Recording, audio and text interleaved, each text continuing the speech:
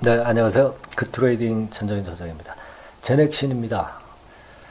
최근 바이오주 급락과 함께 제넥신도 지난 금요일에 9%나 폭락을 했어요.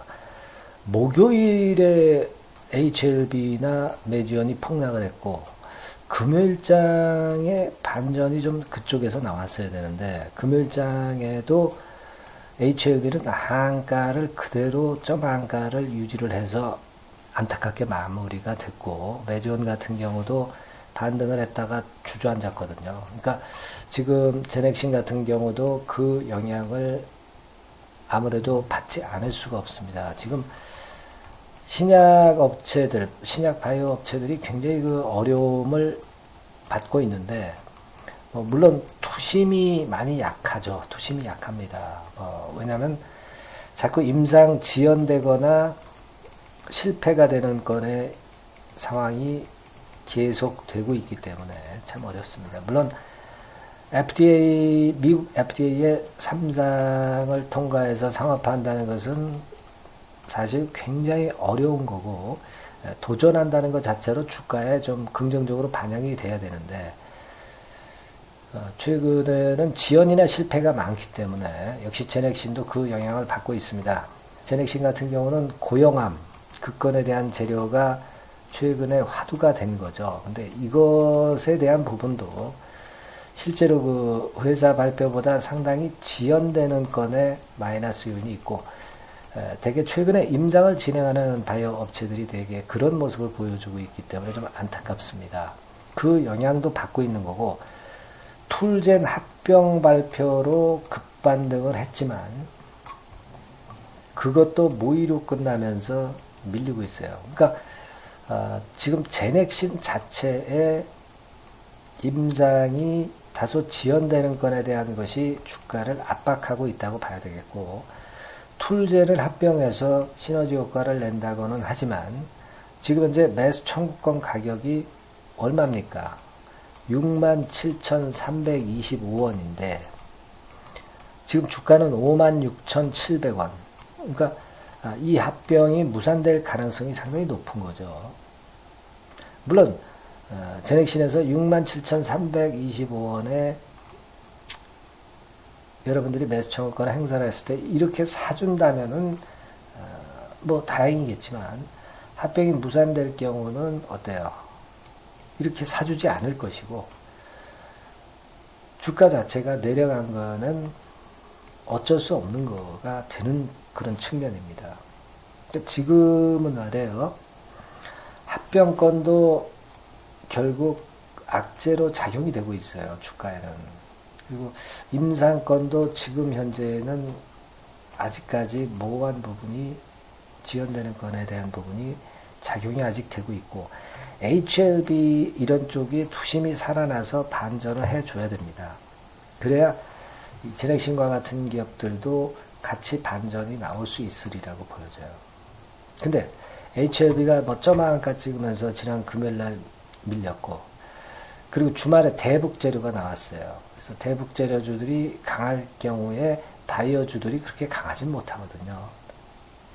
이런 부분을 가지고 보면 제넥신이 의미 있는 강력한 반등이 바로 나온다고 보기가 힘들죠. 그러니까 바로 나오기가 힘들다는 부분은 아직 저점이 더 아래쪽으로 찍힐 수 있다는 거예요. 공매도 같은 경우도 지금 보면은 제넥신 공매도 비중이 상당히 아직도 높고요.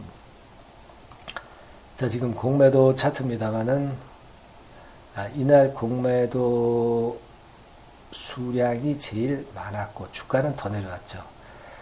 근데 지난 금요일에 공매도 수량이 또 어느 정도 꽤 됐어요. 나왔어요. 56,000주. 그죠? 지금 이러한 양상이라면은 아직 공매도가 기승을 부리고 있는 상황 속에서, 그리고 제가 아까 말씀드린 여러 가지 건들을 가지고 보면 아직까지 이제 56,700원 근처가 저점이다, 이렇게 보기가 아직은 어렵다는 거죠. 지금 이제 일봉을 보시면 이 라인이 간만에 깨진 거거든요. 간만에 깨진 겁니다. 그러면 뭐 한 1년 반 전에 이 가격선부터 올라왔는데 이 가격선이 5만 원대 초반입니다. 5만 2천 원대. 그죠?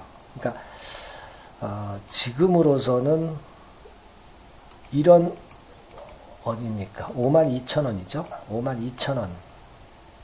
5만 2천 원. 뭐 5만 3천 원. 뭐 이런 가격선까지도 밀 수가 있는데 아직 그 가격대까지는 남아있다는 얘기죠.